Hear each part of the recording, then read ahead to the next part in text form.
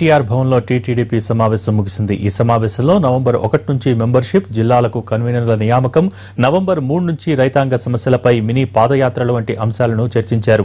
రుణమాఫీ, fee reimbursement చేయడంతో ప్రభుత్వం విఫలమైందని అన్నారు టీటీడీపీ నేతలు.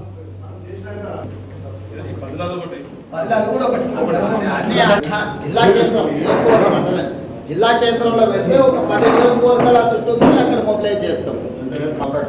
ఈ రోజు రేపు అది కూడా ఒకసారి చూసుకొని ఆలోచన చేస్తారు. మీ షెడ్యూల్ కూడా నవంబర్ 26 లోపలే మీ ప్రోగ్రామ్స్ అన్ని వాళ్ళకి బాగుంది. నిజాం ఆర్మూర్ రైతు ప్రోగ్రామ్ పెడతారా, డివిజన్లో పెడతారా, ఇక్కడ ప్రభావితం చేయగలుగుతారు ఈ అంశం. రైతాంగ సమస్యల మీద 9 గంటలు ఇవ్వాలి. ఈ 10 జిల్లాల్లో, ఈ నవంబర్ జిల్లాలో 10 సమావేశాలు పెట్టేసి ఖచ్చితంగా పెద్ద ఎత్తున ఈ రాష్ట్ర ప్రభుత్వం నిరసన తెలియాలి, ప్రజలకు అండగా ఉండాలని చెప్పేసి ఒక నిర్ణయం తీసుకోవడం జరిగింది.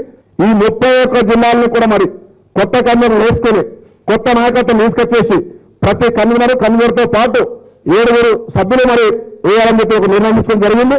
ఈ 31 జిల్లాల కన్వీనర్లు కూడా మరి తొందరలోనే ప్రకటించేసి ఇటు మెంబర్షిప్ కార్యక్రమం, రెండోది మరి రైతాంగ సమస్యల కార్యక్రమం కూడా పెద్ద ఎత్తున తీసుకెళ్తానికి సందర్భంగా తెలియజేస్తూ